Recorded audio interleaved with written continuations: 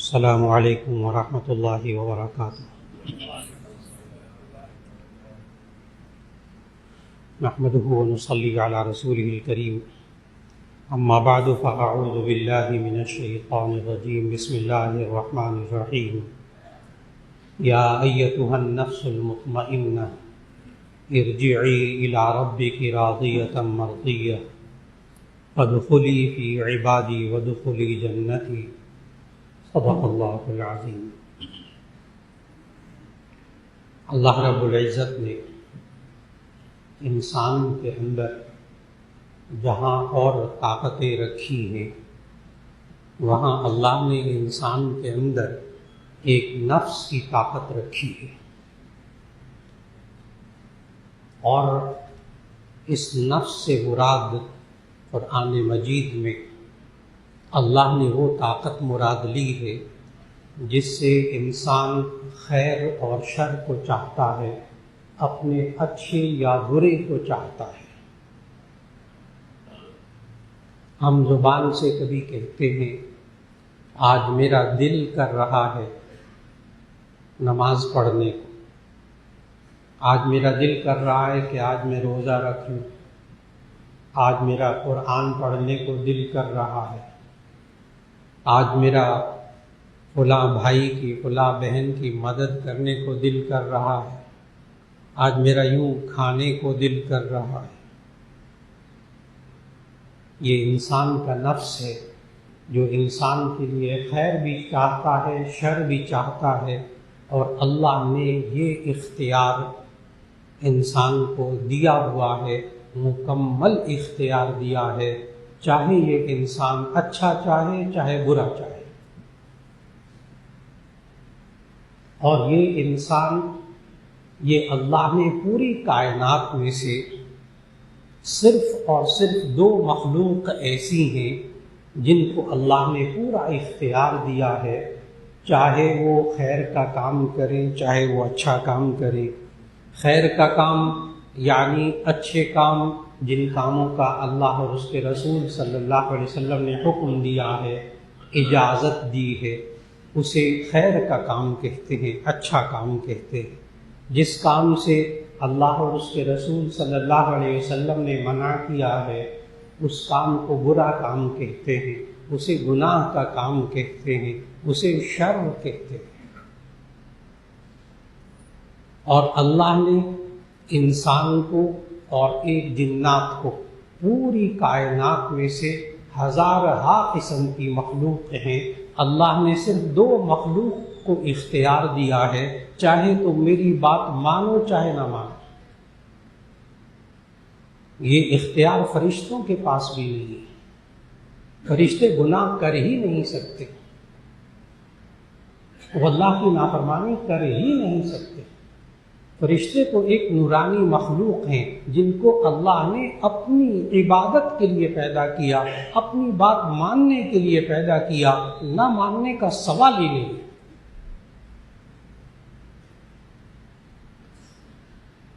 یہ بادل، یہ بارش، یہ پودے، یہ درخت، یہ ریت کے ذرات، یہ پہاڑ، یہ دریا، کوئی اللہ کے حکم کی نافرمانی نہیں کر سکتا، کسی کو اختیار نہیں ہے۔ اختیار ہے تو صرف دو مخلوق کو، ایک انسان کو اور ایک جنات کو۔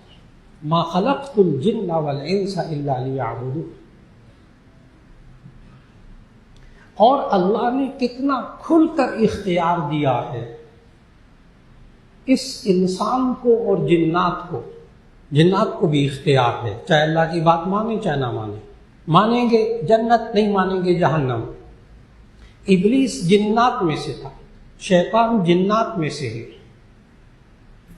اس لیے اس نے اپنے رب کی نافرمانی کی۔ کان من الجن ففسق عن امر ربہ، یہ ابلیس جنات میں سے تھا، اس لیے رب کی نافرمانی کر سکا۔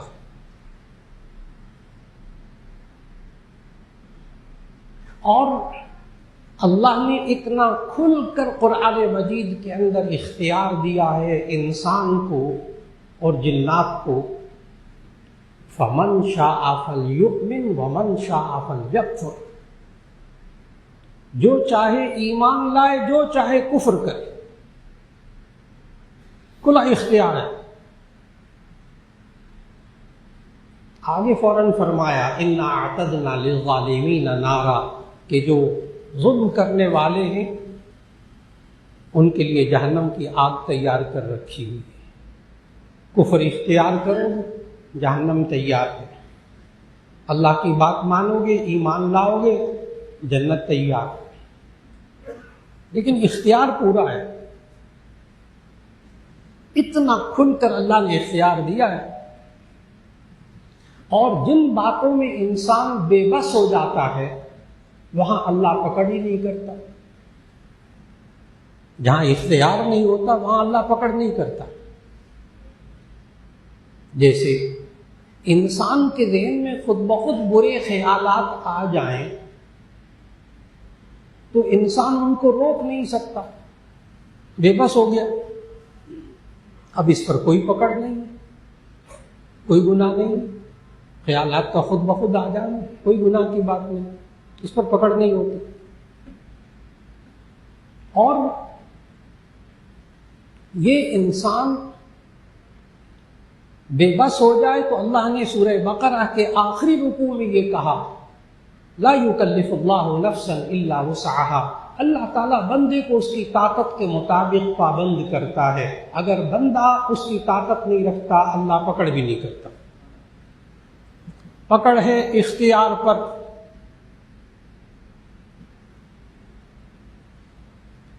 بھول کر کھا پی لیا روزے کے اندر، بھولنا انسان کے بس میں نہیں، بھول کر کھا پی لیا، روزہ ہی نہیں ٹوٹتا، اس پر پکڑ نہیں ہے۔ نبی صلی اللہ علیہ وسلم نے فرمایا بھول کر کوئی بندہ کھا پی لے، پورا کھانا کھا لے بھول کے، بعد میں یاد آئے، روزہ ہی نہیں ٹوٹتا۔ کیوں؟ بے بس، بھول گئے۔ رفع عن امتی الخطأ والنسیان، بھول چوک کو میری امت سے معاف کر دیا گیا ہے۔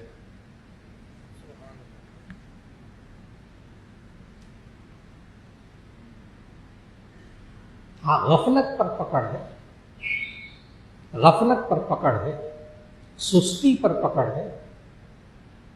نماز پڑھنا بھول گیا، سو گیا، نیند آئی ہوئی تھی، سو گیا، فجر کا وقت نکل گیا، پکڑ نہیں ہے، قضا کرنی ہے، وہ تو فرض ہے نا اس کے لیے۔ انسان بے بس۔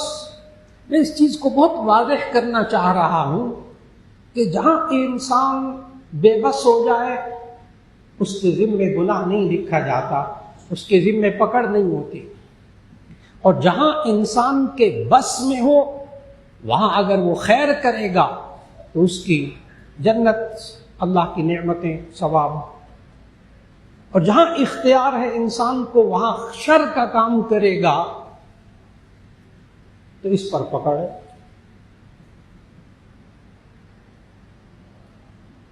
حضرت علی کرم اللہ وجہہ سے ایک صاحب نے پوچھا بندے کو کتنا اختیار ہے، کتنا بے بس ہے؟ حضرت علی کرم اللہ وجہہ نے فرمایا ایک ٹانگ اٹھاؤ، اس نے ایک ٹانگ اٹھا لی۔ حضرت علی نے فرمایا دوسری ٹانگ بھی اٹھاؤ، کہنے لگے حضرت وہ تو نہیں کر سکتا، کہنے لگے بس اتنا ہی اختیار ہے، اتنا بے بس ہے۔ بہت اچھی طرح سمجھا دیا، جہاں انسان بے بس ہو جائے وہاں پکڑنے۔ اور خیر اور شر کو چاہنے کی جو اللہ نے طاقت انسان کے اندر رکھی ہے اس کا نام نفس ہے۔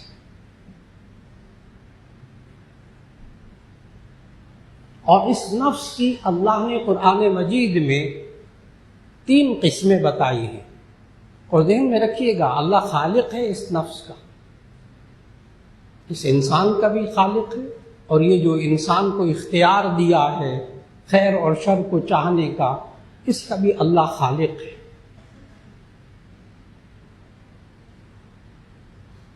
اس خالق نے اس نفس کی 3 قسمیں بتائی ہیں۔ آج اس رمضان کے ماحول میں ہمیں سمجھنا ہوگا ہر ایک کو اپنے آپ کو دیکھنا ہوگا، میرا نفس ان 3 قسموں میں سے کس قسم کا ہے۔ اپنے آپ، اپنا احتساب۔ ہمارے معاشرے میں ایک بیماری ہے، دوسرے کا احتساب کرتے، اپنے کو نہیں دیکھتے، بہت بڑی بیماری۔ اس بیماری سے نکلنے کا یہی علاج ہے کہ یہ انسان خود اپنے آپ کو دیکھے کہ میں نفس کی ان 3 قسموں میں سے میرا نفس کس قسم کا ہے۔ ایک نفس کی قسم اللہ نے بتائی 13ویں پارے کے شروع میں پہلی آیت میں، وَمَا أُبَرِّئُ نَفْسِي إِنَّ النَّفْسَ لَأَمَّارَةٌ بِالسُّوءِ وَمَا أُبَرِّئُ نَفْسِي إِنَّ النَّفْسَ لَأَمَّارَةٌ بِالسُّوءِ۔ نفس امارہ بہت زیادہ حکم دینے والا، بہت زیادہ برائی کا حکم دینے والا۔ ایسے نفس کی پہچان یہ ہوتی ہے کہ اس کو برے کام میں مزہ آتا ہے، گناہ میں مزہ آتا ہے،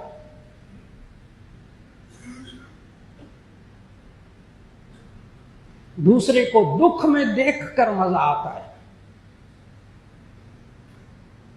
اسے دوسرے کو تکلیف پہنچا کر مزہ آتا ہے، دوسرے کو غمگین دیکھ کر مزہ آتا ہے۔ ممکن ہے کسی کے ذہن میں یہ سوال آتا ہو، مولانا گناہ میں کس کو مزہ آتا ہو، دوسرے کو دکھ پہنچا کر کس کو مزہ آتا ہو؟ لیکن جب معاشرے میں آنکھیں کھول کر دیکھیں گے تو معاشرہ بھرا ہوا ہے۔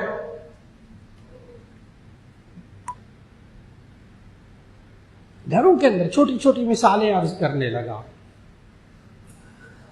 دکھ میں دیکھ کر مزہ آتا ہے، تکلیف پہنچ کر مزہ آتا ہے، تکلیف پہنچا کر مزہ آتا ہے۔ ہمارے معاشرے کے انسان گھر میں سیڑھیوں سے کوئی لڑک جائے، نیچے گرے، بارش ہو، کیچڑ ہو، اس میں کوئی گر جائے، کہتے سنائی دیں گے۔ گھر کے افراد میں سے، بہن بھائی میں سے سیڑھیوں سے لڑک کر نیچے گرا، چوٹ لگی، کہتے سنائی دیں گے۔ بارش میں کوئی پھسل جائے، کہتے سنائی دیں گے۔ ہاں، کچھ لوگ ایسے بھی ہوں گے کہ جو آئیں گے پاس، کہیں گے چوٹ تو نہیں لگی، اٹھو اٹھو، خیر تو ہے، کپڑوں کو صاف کرنے کی بھی فکر کریں گے۔ ایسے بھی لوگ ہوں گے، ایسے بھی لوگ ہوں گے۔ لیکن کچھ لوگ ایسے بھی ہوں گے جو ہنسیں گے، اس کو چوٹ لگی، اس کے کپڑے میلے ہوئے، اس کو دکھ ہوا، اس نے ٹہکا لگایا، اتنا خوش ہوا دوسرے کے دکھ پر۔ یہ ہے معاشرے کے وہ لوگ کہ جو آپ دفتروں کے اندر، کہ آپ دفتروں کے اندر، ماحول کے اندر آپ دیکھیں گے کہ ایسے افراد آپ کو نظر آئیں گے جو لیگ پولنگ میں مبتلا ہوں گے، ٹانگ گھسیٹنے میں مبتلا ہوں گے، دفتروں کے اندر، کاروباری اداروں کے اندر، درسگاہوں کے اندر، تعلیمی اداروں کے اندر، دوسرے کی ٹانگ کھینچتے ہیں، دوسرے کو ذلیل کرواتے ہیں بڑوں سے، ان کو مزہ آتا ہے، کہتا دیکھا میں نے شکایت لگائی تھی، مسکراتے، خوش ہوتے، دوست احباب کو بتاتے ہیں دیکھا میں نے کیسا ذلیل کروایا، ہنستے، دوسرا ذلیل ہوا، اس کے چہرے پہ مسکراہٹ ہے، دوسرے کو ڈانٹ پڑی، اس کے چہرے پہ مسکراہٹ ہے، کیوں؟ اس لیے کہ نفس امارہ ہے، اس کو دوسروں کو دکھ میں دیکھ کر مزہ آتا ہے۔ یہی نفس امارہ جب ایک خاص کیفیت میں پہنچتا ہے تو ہم دیکھتے ہیں کہ کسی کو مالی نقصان پہنچا کر لوگ ہنستے ہیں، خوش ہوتے ہیں۔ دیکھا نہیں میں نے کیسا اس کو الو بنایا ہے، پیسے کما لیے۔ دکاندار گاہک کو نقصان پہنچا کر مسکرا رہا، خوش ہو رہا۔ اور اسی طرح جب یہی کیفیت نفس امارہ کی بہت اونچی سطح پر چلی جاتی ہے تو پھر کیفیت یہ ہو جاتی ہے کہ بہت سے قاتل قتل کرنے کے بعد لاش پر کھڑے ہو کر قہقہے لگاتے ہیں۔ یہ وہی کیفیت ہے جو وہ سیڑھی سے لڑکا، اس کو چوٹ لگی، گھر میں بہن بھائی، حقیقی بہن بھائی ہنستے قہقہے لگاتے۔ یہی کیفیت جب ذرا بڑی ہو جاتی ہے تو پھر قاتل قتل کرنے کے بعد لاش پر چڑھ کر قہقہے لگاتا ہے۔ یہی وہ کیفیت ہے کہ آج دوسرے کا مال کھانے کے بعد پھر لوگ خوش ہوتے ہیں، قہقہا لگاتے ہیں، دیکھا ہم نے کتنا اس سے گھسیٹ لیا، کتنا اس کے حصے پر قبضہ کر لیا، کتنا مال لے لیا۔ نفس امارہ، ایسا شخص جس کو گناہ میں مزہ آتا ہے۔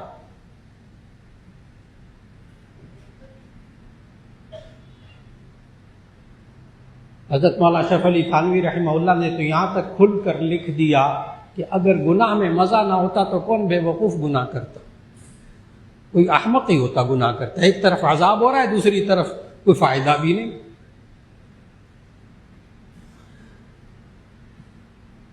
گناہ میں انسان خوش بھی ہوتا ہے، غیر محرم کو دیکھ کر یہ انسان خوش ہو رہا، غیر محرم پر نظریں ڈال کر خوش ہو رہا، گناہ کر کے خوش ہو رہا۔ یہ انسان آج معاشرے میں رہتے ہوئے کسی کی چیز چوری کر کے چھپا کے خوش ہو رہا، کسی چیز کی چیز چھپا لی اور چھپانے کے بعد اب وہ بیچارہ ڈھونڈ رہا ہے، اس کی چابی چھپا دی، اس کا موبائل چھپا دیا۔ میں وہ معاشرے کی مثالیں دے رہا ہوں جو بھری پڑی ہیں معاشرے کے اندر کہ دوسرے کو دکھ میں دیکھ کر یہ انسان خوش ہو رہا۔ موبائل چھپا دیا، چابیاں چھپا دی، اب وہ ڈھونڈ رہا ہے، مزے آ رہے ہیں، اس کو قہقہے لگا رہا ہے، مسکرا رہا ہے۔ اور نبی صلی اللہ علیہ وسلم نے یہاں تک ارشاد فرمایا، جامع ترمذی کی حدیث سنانے لگا ہوں کہ نبی صلی اللہ علیہ وسلم نے فرمایا، اگر کوئی کسی کی لاٹھی بھی پکڑ کر ادھر ادھر کر دے اور دوسرا پریشان ہو، لعنت الملائکہ، جس وقت تک وہ مسلمان بھائی پریشان ہوتا ہے فرشتے اس پر لعنت کرتے رہتے۔ اب یہ ہولے خوش بندہ دوسرے کو تکلیف پہنچا کر،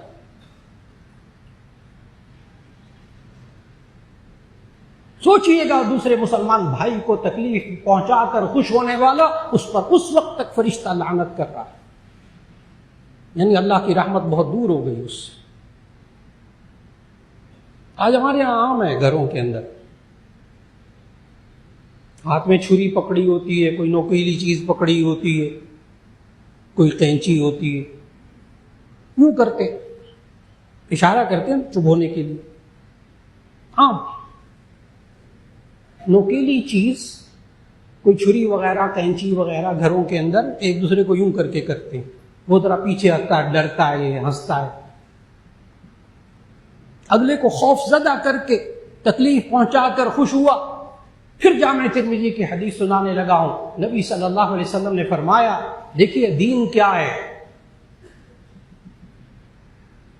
قتل و غارت گری پر خوش ہونے والے سمجھیں دین اسلام کیا سکھاتا ہے، تباہی پھیلا کر خوش ہونے والے سوچیں کہ دین کیا سکھاتا ہے۔ نبی صلی اللہ علیہ وسلم نے فرمایا، من اشار الی اخیہ بحدیدۃ، من اشار الی اخیہ بحدیدۃ، جو کوئی شخص اپنے بھائی کی طرف کسی لوہے کی تیز دھار چیز سے اشارہ بھی کرے، لعنتہ الملائکہ، اس پر فرشتے لعنت کرتے۔ یہ انسان خوش ہو رہا، مزے لے رہا، دوسرے کو ڈرا کر، دوسرے کو دکھ پہنچا کر، یہ نفس امارہ ہے جو دوسرے کو دکھ میں دیکھ کر مزے لیتا ہے، دوسرے کو تکلیف میں دیکھ کر مزے لیتا ہے، دوسرے کو طرف اشارہ کیا تیز دھار۔ اسی لیے حضرت مولانا اشرف علی تھانوی رحمہ اللہ نے آداب المعاشرت کتاب میں لکھا ہے کہ بچوں کو، بچیوں کو یہ سکھانا چاہیے کہ اگر بیٹا کینچی یا چھری وغیرہ اپنے سے کسی دوسرے کو دینی ہو تو تیز نوکیلا والا حصہ اپنے ہاتھ میں رکھو اور دستی والا حصہ دوسرے کے سامنے رکھو، کہیں وہ اس حدیث کا مصداق نہ بن جائے، من اشار الی اخیہ بحدیدۃ۔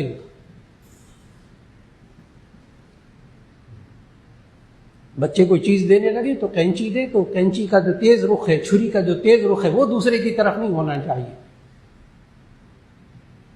کہ وہ کہیں اس ضمن میں وہ نہ آ جائے۔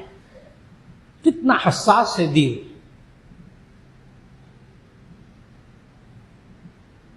نفس امارہ عرض کر رہا تھا کہ انسان کو خود دیکھنا ہوگا، کیا مجھے گناہ میں مزہ آتا ہے؟ اس خاص گناہ میں مزہ آتا ہے تو نفس امارہ ہے اس وقت۔ نماز بھی پڑھتا ہے، ٹھیک ہے، اس وقت اچھا نفس، ابھی اس کا ذکر کروں گا انشاءاللہ۔ لیکن گناہ میں جب مبتلا ہو اور گناہ کا مزہ آ رہا ہو، کیا عجیب انسان نہیں ہے کہ اس کو سود لے کر، سود دے کر مزہ آ رہا، اس کو سود کھا کر مزہ آ رہا، اس کو حرام کھا کر مزہ آ رہا، اس کو نشہ کر کے مزہ آ رہا۔ آج معاشرے میں جتنے ہمارے نوجوان بچے اور بچیاں نشے میں مبتلا ہو رہی ہیں، خوشی کے لیے، سکون کے لیے، اور اللہ نے سمجھایا سورہ مائدہ کی آیت نمبر 90 کے اندر۔ آج بچوں اور بچیوں کو سمجھانے کی ضرورت ہے، شروع سے بچپن سے ان کا نفس امارہ سے ان کو نکالے، مت مزاج بنائے بچوں کا کہ وہ دوسرے کو دکھ پہنچا کر ہنسے، یہ مزاج نہ بننے دیں، دوسروں کو تکلیف میں دیکھ کر وہ ہنسے، اس کا مزاج نہ بننے دیں۔ ہمیں تو اساتذہ اتنا سختی سے منع کرتے تھے طالب علمی کے دوران کہ اگر استاد صاحب کسی کو کلاس ہو رہی ہے، طلبہ بیٹھے ہوئے، کئی دفعہ ہوا ہمارے ساتھ، تو کسی طالب علم کو استاد نے ڈانٹا یا استاد نے تھوڑی سی تمانچہ لگا دیا، تھوڑی سی دھمک لگا دی، تو بعض ساتھی ہنس پڑتے تھے، شاگرد ساتھی بیٹھے ہوئے وہ ہنس پڑتے تھے، پٹائی ہوئی نا، مزہ آیا نا، مسکرا اٹھتے تھے۔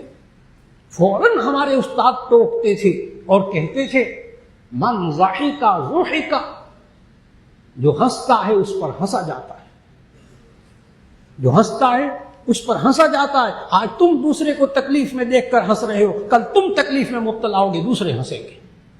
مکافات عمل، دوسرے کو تکلیف میں دیکھ کر ہنسنا، اللہ ناراض ہوتا ہے، اللہ پھر اس انسان کو بھی تکلیف میں مبتلا کرتا ہے، دکھ پہنچاتا ہے، دوسرا انسان ہنستا ہے۔ ایک تو نفس امارہ، انسان خود سوچے نفس امارہ کیا ہوتا ہے، وہ کہ جو گناہوں میں بہت زیادہ مبتلا ہو، یہاں تک کہ اس کو گناہ کی باتوں میں مزہ آئے۔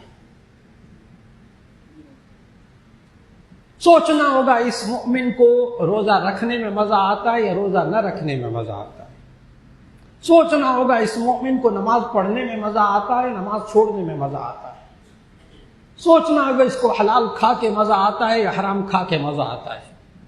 اپنے نفس کو دیکھنا ہوگا کیسا ہے۔ یہ وہ نفس ہے جس کا ذکر اللہ نے 13ویں پارے کی پہلی آیت میں فرمایا، وَمَا أُبَرِّئُ نَفْسِي إِنَّ النَّفْسَ لَأَمَّارَةٌ بِالسُّوءِ، نفس امارہ۔ دوسری قسم اللہ نے نفس کی بتائی سورۃ القیامہ میں، ذہن میں رکھیے گا اللہ نفس کا خالق ہے، اور نفس وہ طاقت جس سے انسان خیر اور شر کو چاہتا ہے، یہ اللہ نے انسان کے اندر رکھی، اور یہ صرف انسان اور جنات کے اندر ہے بس، باقی کسی مخلوق میں نہیں ہے، پوری کائنات میں کسی مخلوق میں نہیں ہے۔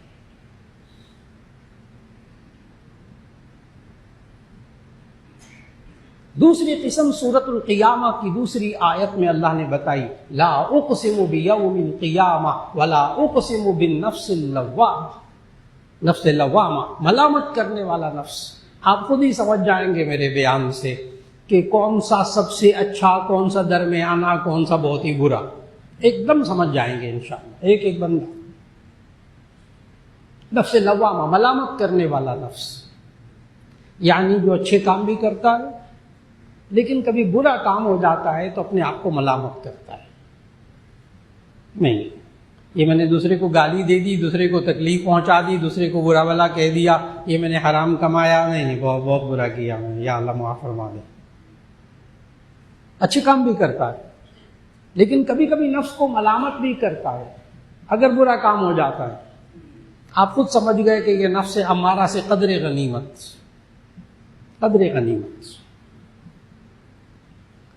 جہاں گناہ ہوتا ہے فوراً توبہ اور استغفار. یہ نفس لوامہ نیک کام بھی کرتا ہے، نمازیں بھی پڑھتا ہے، روزے بھی رکھتا ہے. کوئی غلطی ہو جاتی ہے، بندوں کے حق میں کوتاہی ہو گئی، بندے سے معافی مانگ لی. بیوی کو کچھ کہہ دیا برا بھلا، بعد میں بیوی سے معافی مانگ لی. کسی بھائی سے لڑائی ہو گئی، کوئی برا بھلا ہو گیا، اس سے معافی مانگ لی. نفس لوامہ.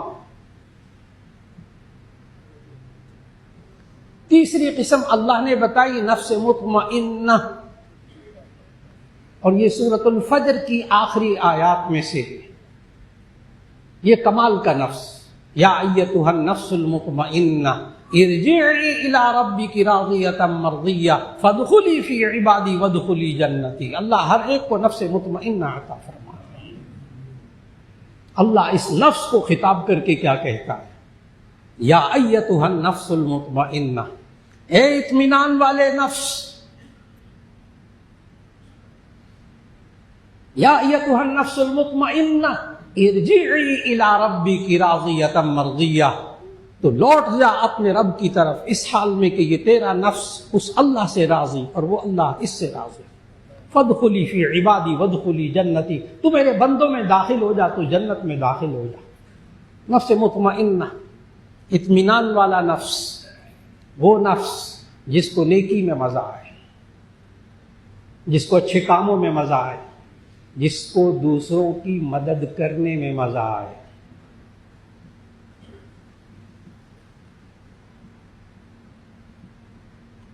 افطار کے دسترخوان پر بیٹھ گئے، سارے بیٹھے ہوئے، یہ اچھا والا سموسہ میں لے لوں، پکوڑے میں زیادہ کھا لوں، اور یہ اچھی والی چیز میں زیادہ لے لوں. ایک یہ نفس ہے، اور ایک وہ نفس ہے جو اپنے سامنے سے اٹھا کر دوسرے کو دیتا ہے. اس کی پلیٹ میں یہ چیز نہیں ہے، میں اس کو یہ دے دوں افطار میں. اس کو دیکھ کر خوشی ہوتی ہے، ایک کو کھا کر خوشی ہوتی ہے، ایک کو کھلا کر خوشی ہوتی ہے.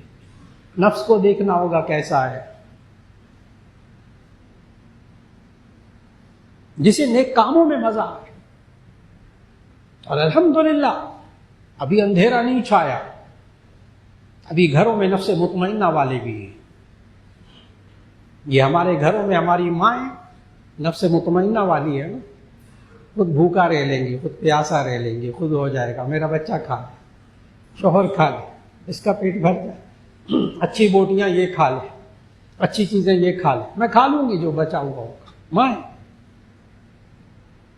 آج بھی نفس مطمئنہ کمال کا موجود ہے. آج بھی یہ باپ جتنے موجود ہیں یہاں، اب عید آنے والی ہے، وہ میں پرانا جوتا وہ پہن لوں گا، وہ پچھلے سال لیا تو ٹھیک ہے، ابھی میں بچوں کے لیے لے لوں جوتا نیا، اپنے بھائی کے لیے لے لوں. کپڑے میں وہ ٹھیک ہے میرے والے، وہ ٹھیک ہے میں اپنے بچوں کے لیے کپڑے لے لوں. آج بھی نفس مطمئنہ ہے. میں اپنے ماں باپ کو اچھے کپڑے پہنا دوں، میری خیر. میں اپنے بہن بھائیوں کو اچھے کپڑے پہنا دوں، ان کی عید اچھی گزر جائے. اس کو مزہ آ رہا. نفس مطمئنہ، اچھے کاموں میں مزہ آنے لگے، جب نماز پڑھنے میں مزہ آنے لگے، جب روزہ رکھنے میں مزہ آنے لگے، جب قرآن پڑھنے میں مزہ آنے لگے، جب خلق خدا کی خدمت کرنے میں مزہ آنے لگے.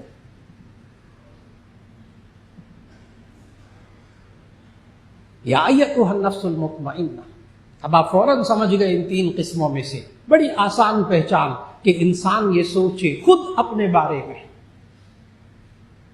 کہ میرا نفس امارہ تو نہیں،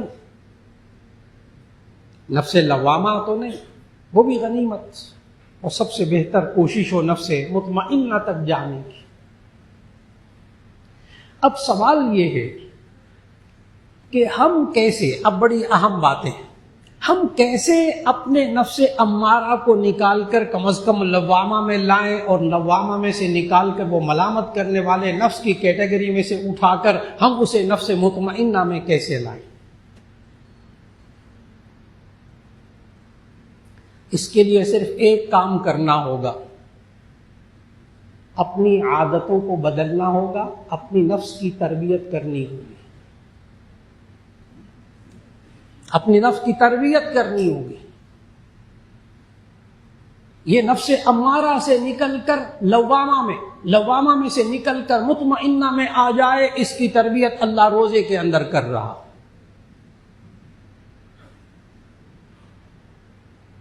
ایک ایک روزے دار اس بات کی تصدیق کرے گا کہ آج ماشاءاللہ 16واں روزہ ہو گیا۔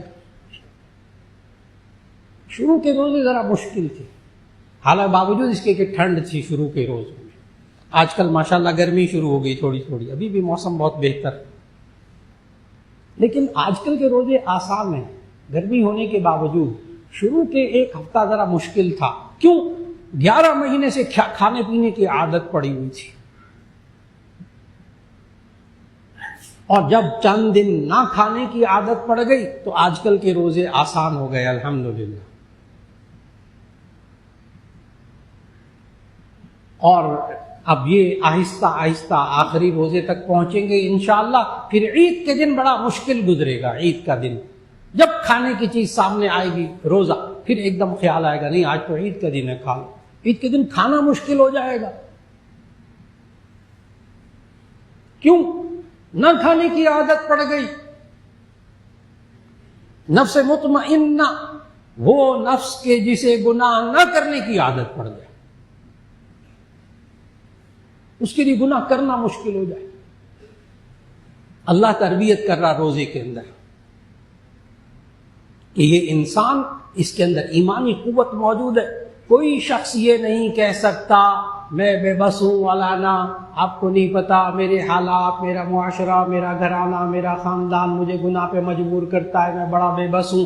بے بسی کی بات میں نے شروع میں عرض کر دی، اسی لیے بڑی کھل کر اسے اب دوبارہ نہیں دہراؤں گا کہ جہاں انسان واقعی بے بس ہو جاتا ہے اللہ نہیں پکڑ کرتا، کھل کر بات کر چکا پہلے۔ جہاں انسان بے بس ہو جاتا ہے اللہ پکڑ نہیں کرتا، آیت بھی آپ کو سنا دی تھی، لا یکلف اللہ نفسا الا وسعها۔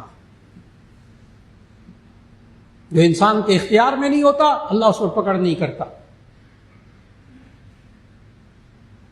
لیکن اب سوال یہ ہے کہ معاشرے میں رہنے والے افراد جو یہ جملے کہتے ہیں، مولانا بس ہم بڑے کمزور سے انسان ہیں، بے بس انسان ہیں، ماحول ایسا ہے، گھر ایسا ہے، گناہ ایسا ہے، لہذا گناہوں کی زندگی گزار رہے۔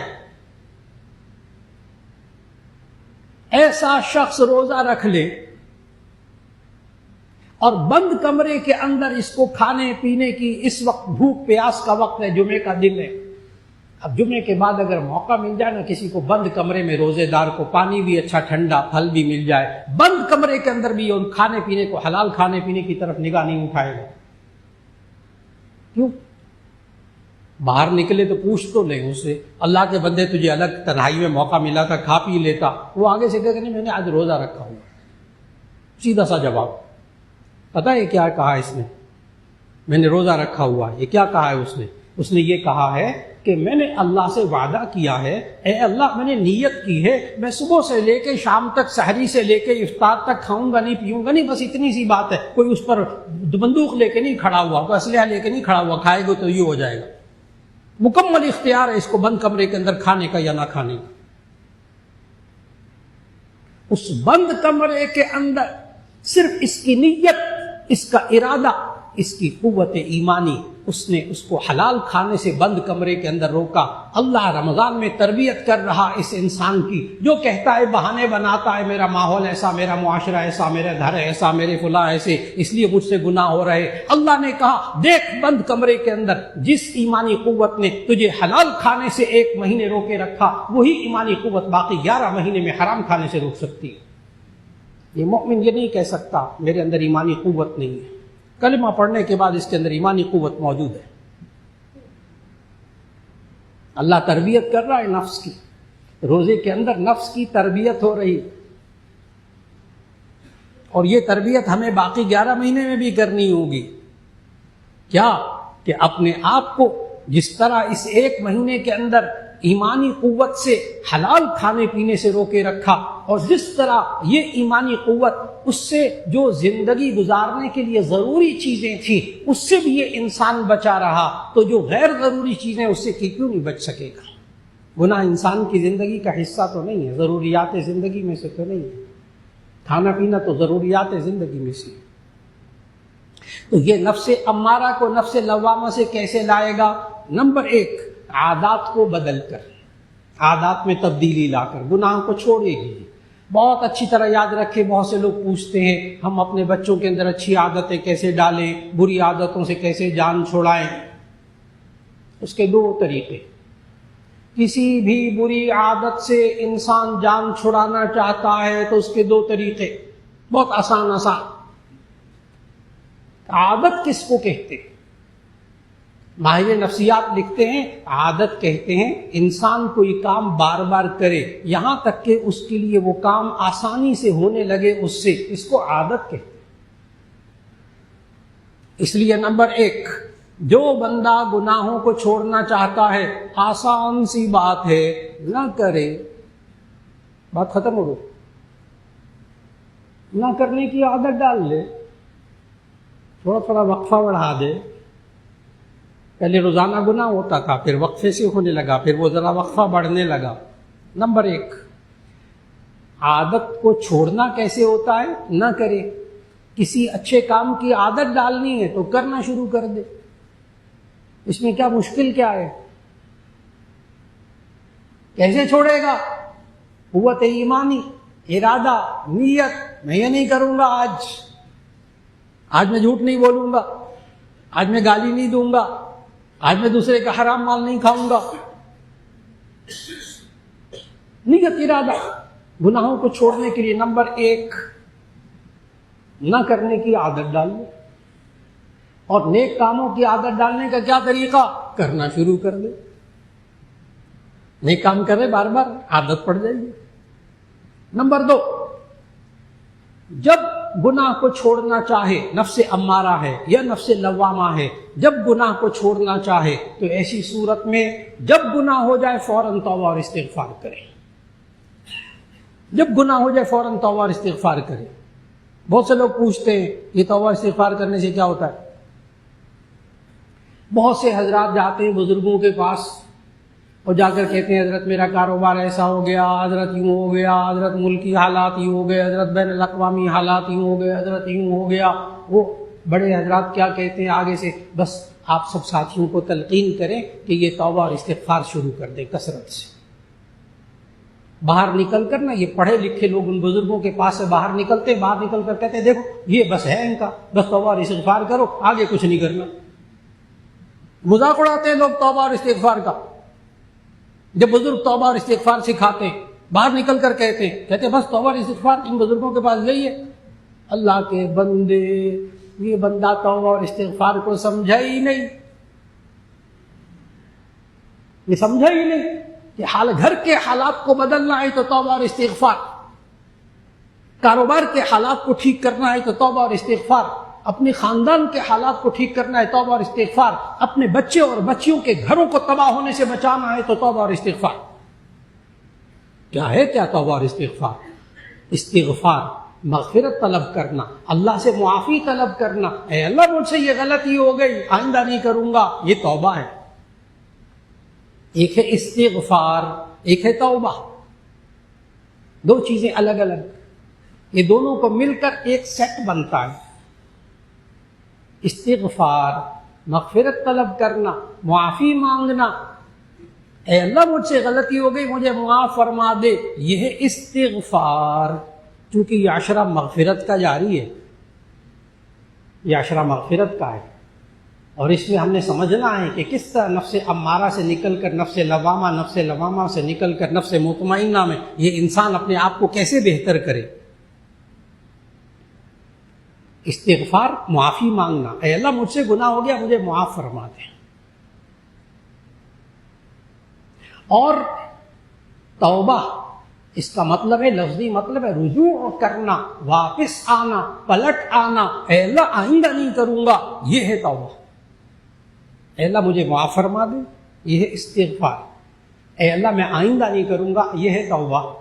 جب انسان گھروں کے اندر بچے بچیوں کی زندگیاں اگر خراب ہو رہی ہیں، توبہ اور استغفار کی طرف لے آئیے۔ کاروبار خراب ہو رہا ہے، توبہ اور استغفار کی طرف لے آئیے۔ ملک کی حالات خراب ہے، توبہ اور استغفار کے لیے لے آئیے۔ کیوں؟ اس لیے کہ جب انسان مجموعی طور پر گناہوں سے بچنے لگیں گے تو ایسی صورت میں اللہ وہاں امن و سکون عطا فرماتے۔ یہ نماز پڑھنے کی وجہ سے بھی کبھی بے سکونی ہوتی ہے، یا چوریاں اور ڈاکے کرنے کی وجہ سے بے سکونی ہوتی ہے، قتل و غارت کی وجہ سے سکون ہوتا ہے، یا دوسرے کو محبت اور گلے مل کر مصافحہ کر کے سکون ملتا ہے۔ بہت سیدھی سی بات ہے، گناہ سے سارے فتنے وجود میں آتے ہیں۔ جب انسان اجتماعی طور پر گناہوں میں مبتلا ہوتا ہے تو اجتماعی مصیبتیں آتی ہیں، اور جب انسان انفرادی طور پر گناہوں میں مبتلا ہوتا ہے انفرادی طور پر اس پر مصیبتیں آتی ہیں۔ توبہ اور استغفار ہے کیا چیز؟ کہ ہم لوگ اللہ کے حکم کی نافرمانی کرنے پر اللہ سے معافی مانگ لیں اور یہ کہیں کہ اے اللہ اب تیرے حکم کے خلاف نہیں کریں گے، اب گناہ نہیں کریں گے، گھر کے حالات ٹھیک ہو جائیں گے۔ توبہ اور استغفار کو سمجھنا ہوگا۔ بعض لوگ توبہ اور استغفار کا یوں بھی مذاق اڑاتے ہیں، کہتے ہیں میں تو توبہ اور استغفار کرنا ہی چھوڑ دیا ہے، پہلے توبہ کریں استغفار کریں، پھر اس کے بعد توبہ کریں، پھر توبہ کریں، پھر استغفار کریں۔ بعض لوگ تو شعر بھی پڑھ دیتے ہیں اور توبہ چھوڑ دیتے،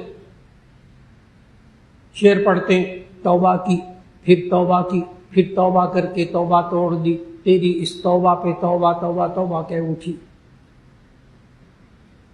چھوڑو بڑے کیا ہے، گناہ ہوتے ہیں، توبہ چھوڑو، نہیں کرتے۔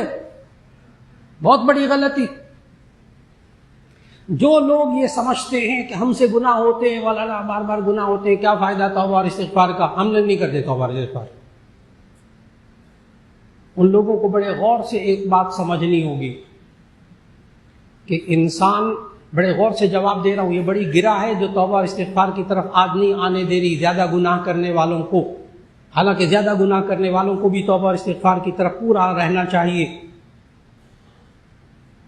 جواب دینے لگا ہوں، یہ انسان نئے کپڑے بناتا ہے، پہنتا ہے، ایک دو دن میں میلے ہو جاتے ہیں، پھر اس کے بعد دھلواتا ہے، پھر اس کے بعد پہنتا ہے، پھر کپڑے میلے ہو جاتے ہیں، پھر دھلواتا ہے، پھر پہنتا ہے صاف ستھرے کپڑے، پھر میلے ہو جاتے ہیں، پھر دھلواتا ہے۔ جب ان کپڑوں پہ میل چڑھنی ہی ہے تو یہ دھلواتا کیوں ہے بار بار؟ بس ایک دفعہ نئے کپڑے بنوا لے، اس کے بعد میل چڑھتی رہے، جب خوب چڑھ جائے گی اٹھا کے پھینک دیں گے۔ کوئی معاشرے میں اچھا انسان یہ کام، عقل مند انسان کوئی نہیں کرتا۔ عقل مند انسان پتہ کیا ہے معاشرے کے اندر؟ سارے عقل مند ہیں ہمارے معاشرے میں، تھوڑے سے کپڑے میلے ہوتے نا، تھوڑے سے فوراً دھلوا لیتے ہیں، اور پتہ کیا کہتے ہیں؟ کہتے ہیں حضرت اگر تھوڑے کپڑے میلے ہوں نا، اس کو دھلوا لے تو زیادہ اچھے صاف ہوتے ہیں۔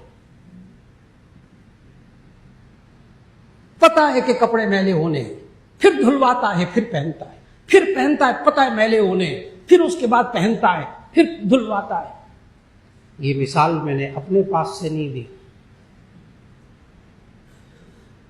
یہ مثال نبی صلی اللہ علیہ وسلم نے ایک دعا میں دی ہے۔ یہ کپڑے دھلوانے والی مثال نہیں، میری اپنی مثال نہیں ہے، یہ سچے نبی صلی اللہ علیہ وسلم نے دعا مانگی ہے، ایک دعا سکھائی ہے۔ بہت سے حضرات کو وہ دعا یاد ہے الحمدللہ۔ اللہم نقی قلبی عن الخطایا والذنوب کما ینقی الثوب الابیض من الدنس۔ اللہم نقی قلبی عن الخطایا والذنوب کما ینقی الثوب الابیض من الدنس۔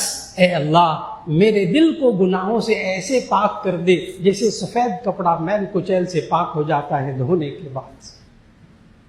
کپڑے بھی تو بار بار میلے ہوتے ہیں نا، یہ بار بار دھلواتا ہے عقل مند انسان، پھر پہنتا ہے، پھر میلے ہو جاتے ہیں۔ بار بار کیوں دھلواتا ہے؟ اس لیے کہ تاکہ صاف ستھرے کپڑے رہیں اس کے ہر وقت۔ یہ گناہ جب ہو جائے تھوڑی سی میل چڑھے دل کے اوپر جلدی سے دھو لے، دیر نہ کرے، دل صاف ستھرا، کپڑے صاف ستھرے.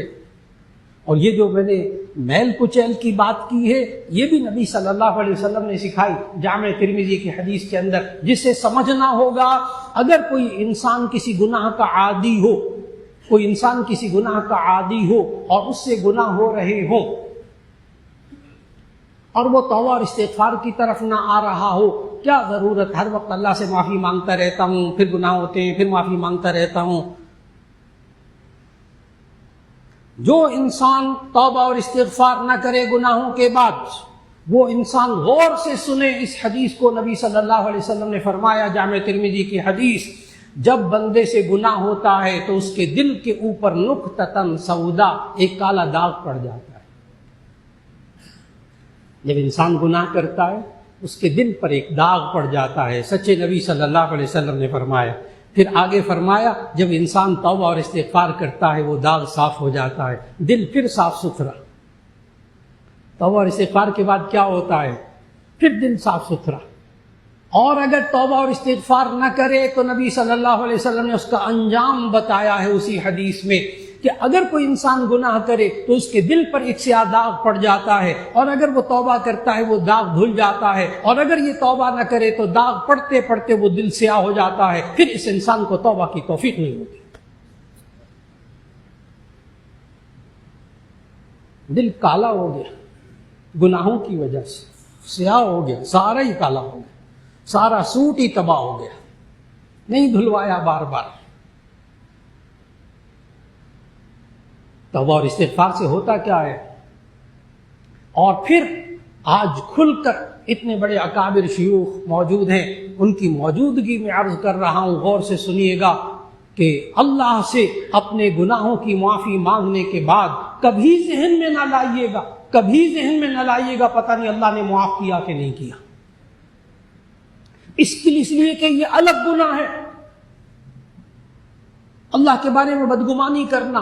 ہم عام انسانوں کی طرح اللہ کو سمجھنے لگتے، میں نے اپنے بھائی سے معافی مانگی تھی، میں نے اپنے استاد صاحب سے معافی مانگی تھی، میں نے فلاں سے معافی مانگی تھی، پتہ نہیں اس نے دل سے معاف کیا کہ نہیں کیا. یہ آپ انسانوں کے بارے میں کہہ سکتے ہیں، اللہ کے بارے میں یہ سوچنا بھی گناہ ہے. اللہ تو معافی مانگنے والوں سے خوش ہوتا ہے.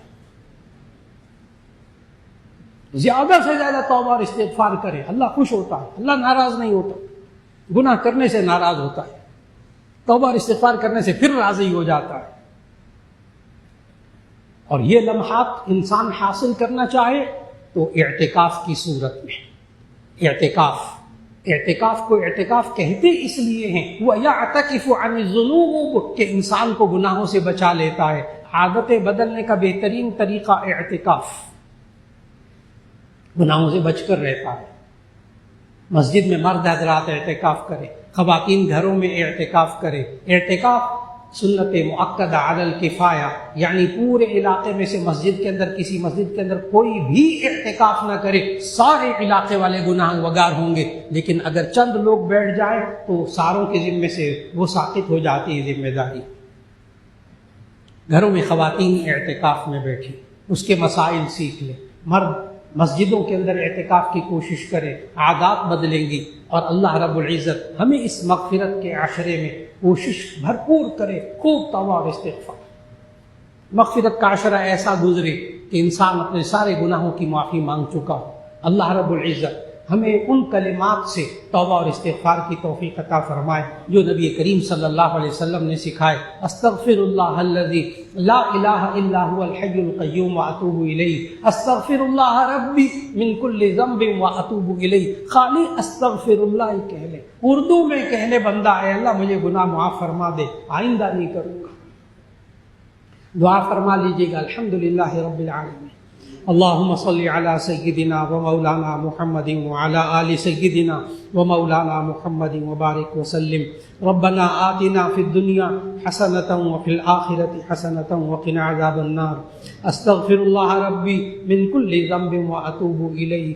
استغفر اللہ الذی لا الہ الا هو الحی القیوم واتوب الیہ۔ اے اللہ یہ مغفرت کا عشرہ جاری ہے، یا اللہ تو نے ہم پر رحمت فرمائی کہ مغفرت کا موقع عطا فرمایا۔ اے اللہ تو پورے سال ہر وقت تو گناہوں کو معاف کرنے کے لیے تیار ہے۔ اے اللہ ہمیں اپنے گناہوں کی معافی مانگنے پر تیار ہونے کی توفیق عطا فرما۔ اس مغفرت کے عشرے میں خوب توبہ اور استغفار کی توفیق عطا فرما۔ یا اللہ گناہوں سے بچنے کی توفیق عطا فرما۔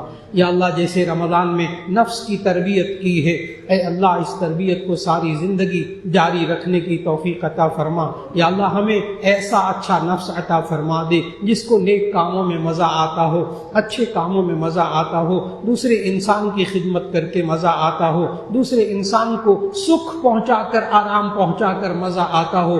اے اللہ ہمیں معاشرے کے اندر اس نفس سے بچا لے کہ جس کو گناہ میں مزہ آتا ہے، جو دوسروں کو دکھ میں دیکھ کر خوش ہوتے ہیں۔ اے اللہ ہمیں ان کیفیات سے بچا لے۔ اے اللہ اب تک ہم سے جتنے گناہ ہو گئے، اے اللہ ایک ایک گناہ کی ہم معافی مانگتے ہیں، اے اللہ ہمیں معاف فرما دے۔